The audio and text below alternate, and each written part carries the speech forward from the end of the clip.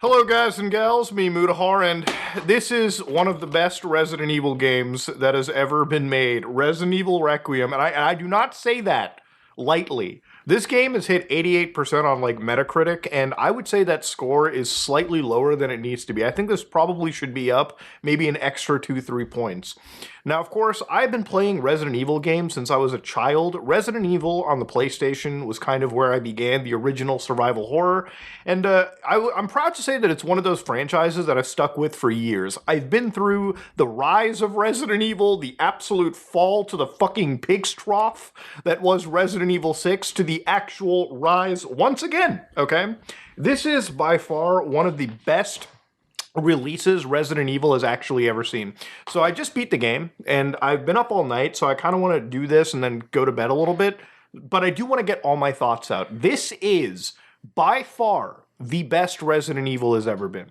So I don't want to spoil anything. Like, I don't want to give you spoilers like when Leon impregnates Claire or whatever. Those are things that I want to leave out of the game for the most part. So I'm actually going to be showing you some footage, but it's mostly going to be from the first hour of the game, stuff that Capcom has already shown you. And I think it's enough to kind of make my point. But anyways, so ladies and gentlemen, this is by far, again, like I said, the best Resident Evil has been. So I'm going to kind of cover this in multiple little ways. Like, I'm going to kind of cover everything that I can. First things first, let's talk a little bit about the graphics and the performance. I think a lot of people are interested in that aspect alone. I am proud to say that playing this on the PlayStation 5, this is by far the most optimized and well-looking the Resident Evil engine has been. This is actually one of those games where, like, I just left the ray tracing on. I let basically the game, like, take me to whatever, and it is a great looking game. It pretty much hits 60 frames most of the time. You definitely can feel some frame rate judder, but honestly at that point, just turn off ray tracing. With or without, I think the art design, the environments, everything is probably the best Resident Evil's engine has ever really taken it. And mind you, this engine was great when I played it first at Resident Evil 7, all the way back, literally like 9 years ago at this point. Crazy how time flies. All the way to now.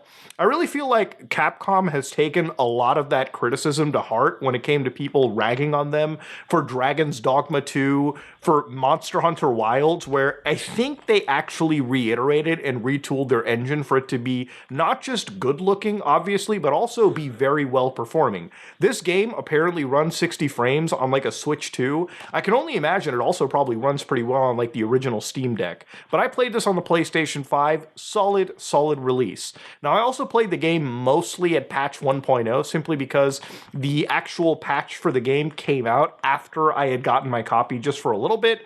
So I would say that for a game on the disc, it's a pretty solid release. Now, of course, obviously, we probably want to talk a little bit about what makes the gameplay so good. Now, there was a bit of issues that I had to. When I saw some of the promotional material, I'll be real with you, I was a little hesitant on this game, because they basically want to kind of do both of the Resident Evil like gameplay attempts at the same time.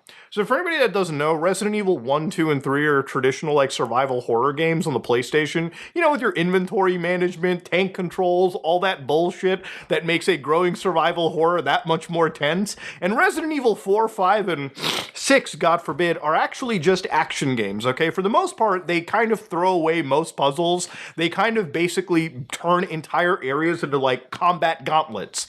And I would say that Resident Evil Requiem basically takes the best aspect of each Resident Evil game, and that also includes Resident Evil 6, and somehow puts it into one pot and creates an actual masterpiece of game design.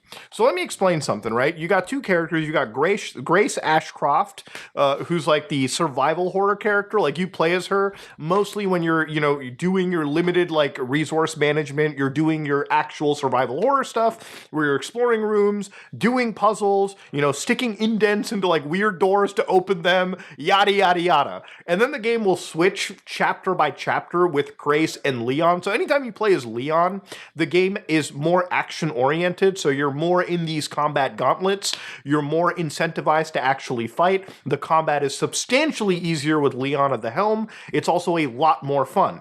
And somehow, Requiem actually manages to take both those gameplay attempts and perfect them pretty well. So to go into it with Grace, right, when you're playing with her section, and you'll kind of notice this in the beginning of the game, the first area the game provides you is probably the size of, I would say, entire Resident Evil games.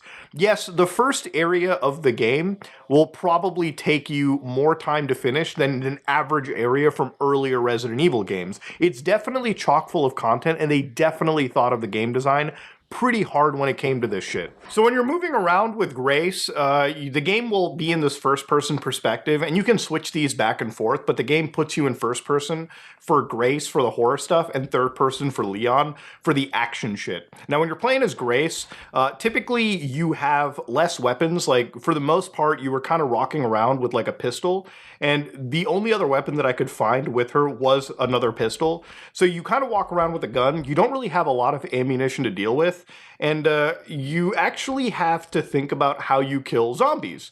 So just a little slight spoiler, there are actually crimson heads in this game. They call them blister heads. So when I was playing the game initially as Grace, I was a little bit worried because the moment I killed zombies, they kind of just remained on the ground. And the zombies are super creepy, by the way. They retain their memories from when they were infected.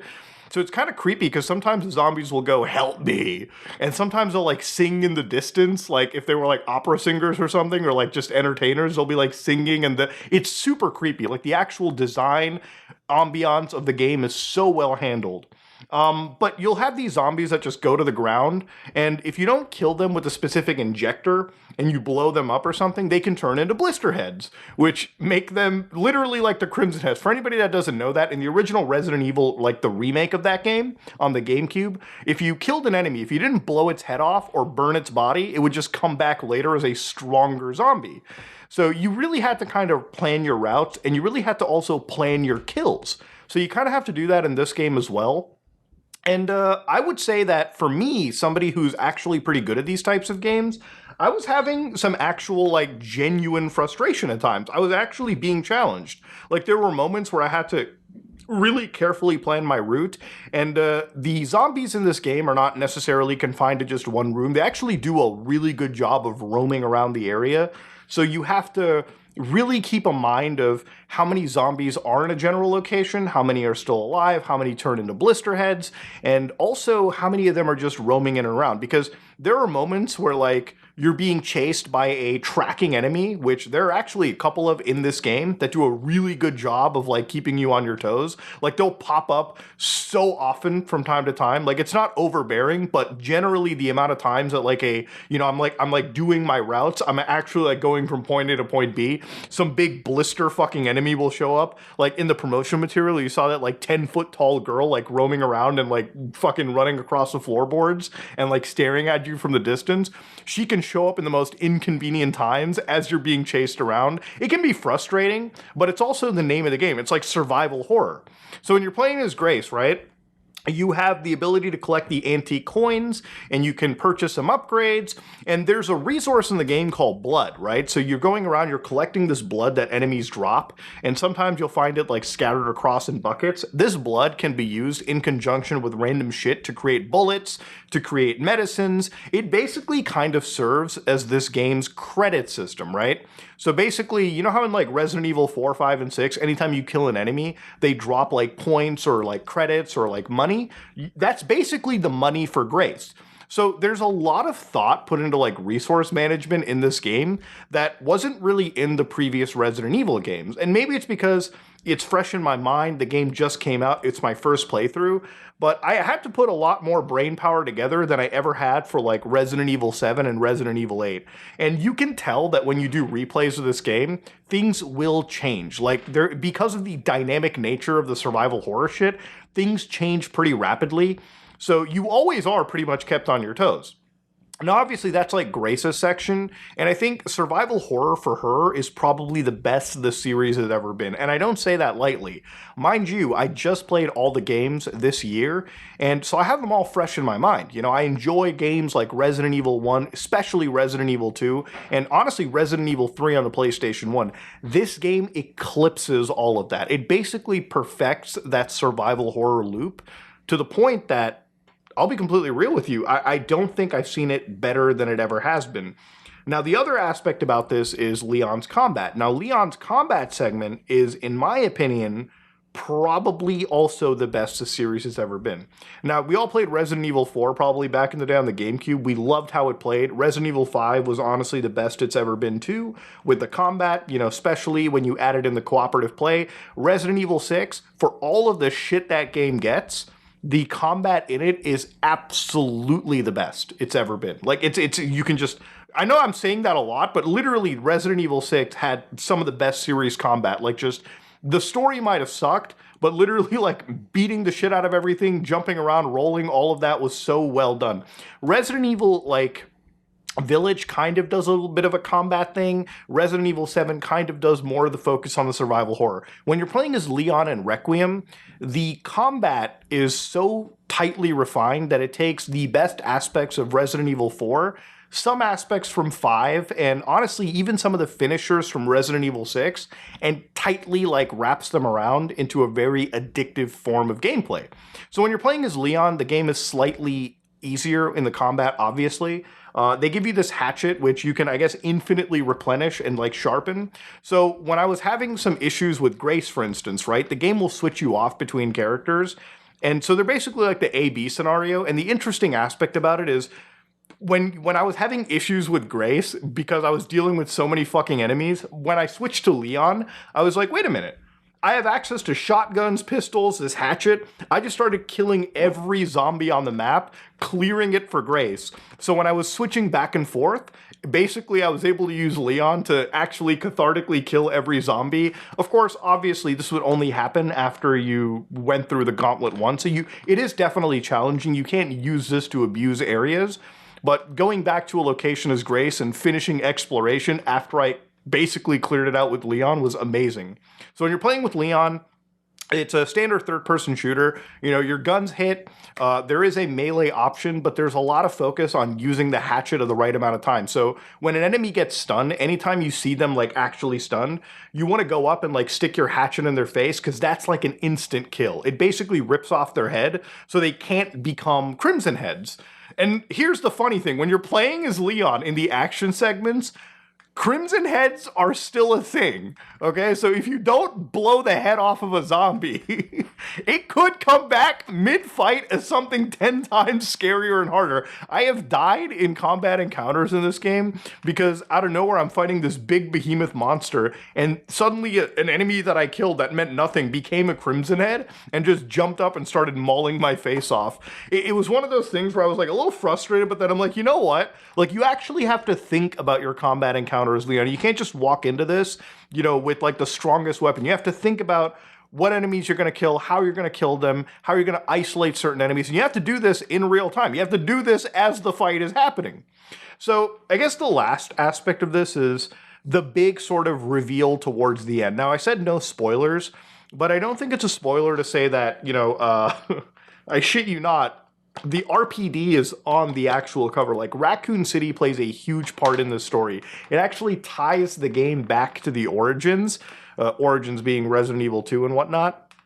And I've seen people say that this is a standalone game. And I guess if you're new to the franchise, you can kind of walk into it. But this game definitely benefits, in my opinion, with you playing the previous Resident Evil games, even if it's the remakes, before you play Requiem. Because halfway through the game, I got to Raccoon City. So you get to Raccoon City halfway into the game, and they did not skimp out on Raccoon City's quality. This place is huge. It's sprawling. It definitely is like a return to classic fans. Like, you'll definitely be looking at certain locations and going, I saw that in Resident Evil 3. I saw that in Resident Evil 2. Even if you play the remakes, you're like, I saw it in that game. I saw it there. It's all... Raccoon City is so faithfully represented in this game, and it is by far not something that they overlooked. It's a huge portion of the game. Probably about half the game is the Raccoon City section, and they didn't skimp out on it. They really didn't. And it's one of those sections where, like, they were introducing gameplay concepts that late into the game. So I'm not going to spoil it, but the merchant kind of comes back in some way in Resident Evil Requiem.